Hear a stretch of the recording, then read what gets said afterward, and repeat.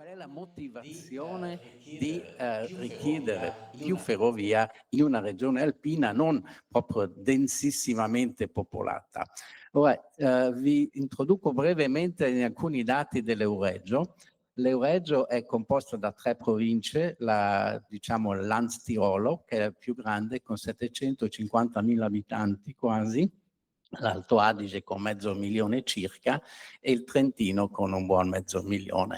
In tutto facciamo 1.800.000 abitanti, ma abbiamo 760.000 posti letto alberghieri ed extraalberghieri. Quindi quando è pieno siamo più di 2,5 milioni, non contando tutte le seconde case, che sicuramente sono ancora un bel po'. Ma la cosa straordinaria, e diciamo anche che è una grande sfida, sono i 25 milioni di turisti che ogni anno arrivano nell'Euregio e pernottano. Qui non contiamo tutti quelli che sono solo giornalieri, quindi 25 milioni di persone che arrivano ogni anno. La buona parte di queste arriva via terra, cioè un 10% arriva con gli aeroplani, arriva da lontano, ma buona parte arriva via terra. Arriva via terra, però solo circa il 10% usa il treno, ben il 90% circa, parliamo, diciamo, qui non facciamo i farmacisti, in macchina. Questo vuol dire che oltre se 2 milioni arrivano in treno, il resto arriva in macchina, producendo 8 milioni di automobili che arrivano solo con turisti che pernottano da noi. Questo è, diciamo, il dato di partenza sul quale vogliamo un po' ragionare. Ora, da dove arrivano questi turisti? Voi vedete, siamo l'Euregio, Tirolo, Sud Tirolo, Trentino è quasi nel cuore dell'Europa. Arrivano da una zona abbastanza vicina. Da questa zona verdina arriva il 90% dei turisti di questi 25 milioni di turisti. Quindi possono arrivare via terra e buona parte di questa può e potrà in futuro raggiungerci molto facilmente in treno. Cosa succederà in un futuro prossimo, anche molto vicino? Guardate che con l'apertura della galleria di base del Brennero saremo, diciamo, anche l'Euregio, quella a sud delle Alpi, sarà molto ben collegata con la Mitteleuropa, a sud lo siamo già, e la regione, cioè, cambierà un po' la geografia. L'Euregio si troverà al centro dell'Europa, raggiungibile da oltre 100 milioni di persone, di europei, che a una distanza di meno di 5 ore di treno da casa loro. Quindi diventeremo molto interessanti, ci sarà per raggiungerci in treno, cioè il potenziale di turisti che vorranno venire da noi in treno sarà alto e aumenterà anche col trend che c'è. Oggi vediamo che nelle città, nelle grandi città europee, molte persone non hanno la macchina, giovani non fanno nemmeno la patente di guida, abbiamo un invecchiamento della popolazione, quindi avremo sempre più persone che sceglieranno destinazioni turistiche raggiungibili facilmente anche senza automobile. E questo vuol dire che noi dobbiamo prepararci, se vogliamo poi in qualche modo sfruttare questo potenziale, dobbiamo prepararci per riuscire localmente a distribuire questi turisti. Non ci basta che arrivino ad Innsbruck, a Bolzano o a Trento, da lì poi dobbiamo riuscire a portarli a destinazione. E le condizioni si stanno realizzando affinché ciò succeda. Guardate, l'Unione Europea sta facendo il proprio dovere, cioè questo è il piano delle reti TEN, è vecchio, diciamo, di qualche decennio, e queste reti che sono in corso di essere realizzate ovviamente hanno un effetto importante da noi nell'Euregio. Questo corridoio, chiamiamolo ScanMed, uno dei più importanti che attraversa da nord a sud l'Europa, passa esattamente in mezzo all'Euregio, quindi ce la attraversa, siamo strategicamente in uno dei posti più fortunati e questo vuol dire che si stanno creando le condizioni ottimali per raggiungere questa regione in treno. Io parlo sempre di turisti perché questo è il nostro vero tema. Fossimo solo noi senza turisti, ovviamente avremmo poco titolo a voler fare un salto importante.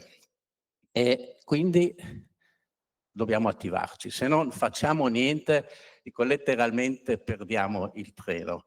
E qui calza benissimo questa cosa. Quindi di cosa ha bisogno l'Euregio? Di cosa dobbiamo fare? Partendo da questa rete, cioè ci sarà, attendiamo con ansia il completamento del corridoio, e non sarà solo la galleria di base del Brennero, dobbiamo completare i collegamenti a nord, dobbiamo completare i collegamenti a sud, ma la galleria di base sicuramente è un po' come una diga, apre molte prospettive. Fatto questo, noi dobbiamo sfruttare meglio le nostre reti, le nostre linee regionali e interregionali che abbiamo già.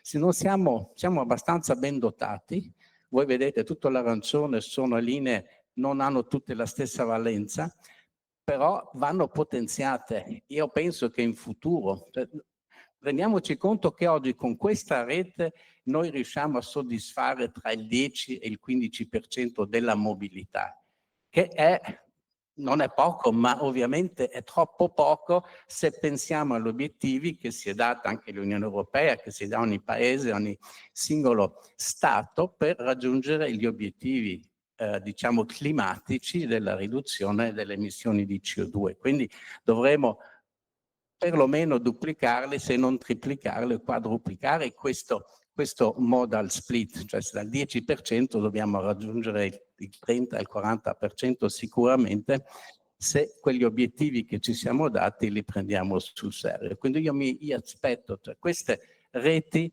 dovranno essere potenziate, in parte servirà il secondo binario, dobbiamo arrivare a servire tutto il territorio almeno ogni mezz'ora, ma in prospettiva anche con servizi ogni quarto d'ora.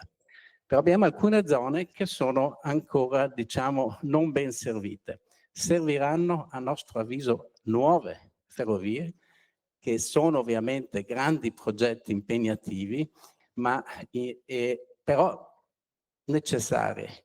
Questo per esempio è per raggiungere l'Alto Garda che ha circa 1 milione o più di 1 milione di arrivi all'anno, era già servito da una ferrovia, qui con diciamo un collegamento relativamente breve con l'asse del Brennero si potrebbero risolvere molti problemi di accesso, perché questo accesso al Garda da nord soprattutto va a appesantire tantissimo l'autostrada del Brennero. Anche in Austria oggi la Ötztal è la zona, è diciamo la valle del Tirolo più frequentata, anch'essa registra più di 1 milione di arrivi, anche qui si arriva prevalentemente in automobile, è una valle importante, non facilissima, ma a mio avviso anche qui bisognerebbe pensare in prospettiva a fare un salto di qualità passando dalla strada alla ferrovia. E poi arriviamo nella nostra zona, la zona che oggi è oggetto di discussione, che è la zona dolomitica. Sicuramente un highlight, una delle zone più diciamo frequentate e sempre più diciamo ambite di questa zona, di quest'Euregio, che registra più di 4 milioni di arrivi. Qui ci sono due necessità, a mio avviso: un collegamento da Bolzano che collegherebbe Castelrotto, la Val Gardena, la Val Badia fino a Cortina d'Ampezzo, e l'altra che invece che collegherebbe da Trento alla Val di Fassa attraverso la Val di Cembra e la Val di Fiemme. Queste due linee sarebbero, diciamo, alleggerirebbero o sarebbero necessarie per dire: usiamo questa nuova pipeline che è l'asse nord-sud per essere veramente efficace e lasciare tracce importanti sul nostro territorio. Il treno di cui parliamo oggi è questo, è il treno dell'Avisio, che andrebbe a servire un territorio abitato da 41.000 abitanti con 86.000 posti letto, ma almeno 40-50.000 posti in più se considerassimo anche le seconde case, di cui non dispongo però il dato ufficiale.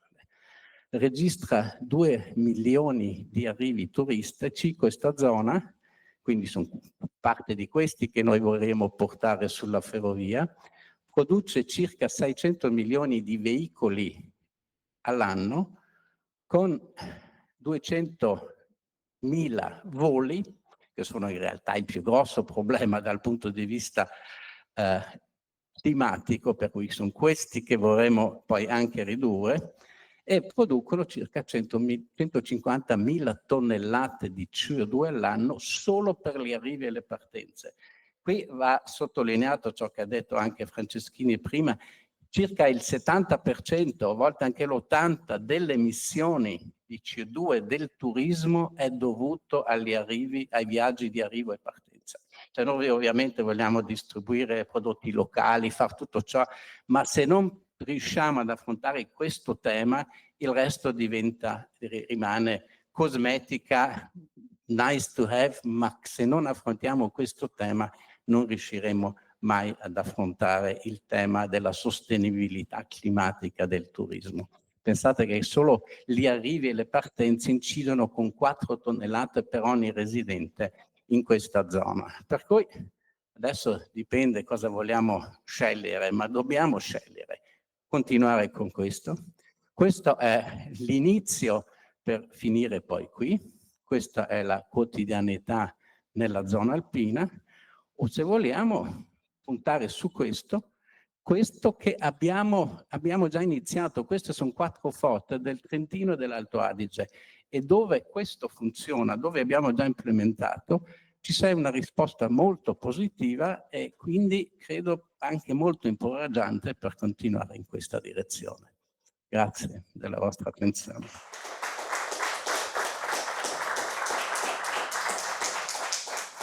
Grazie Helmut per la concretezza, soprattutto per i dati importanti che entrano proprio in conflitto a volte con la favola delle Dolomiti, le montagne più belle del mondo, ma che poi fanno i conti invece con una situazione di degrado che poi non solo crea turismo, ma crea anche l'allontanamento di un certo tipo di turismo.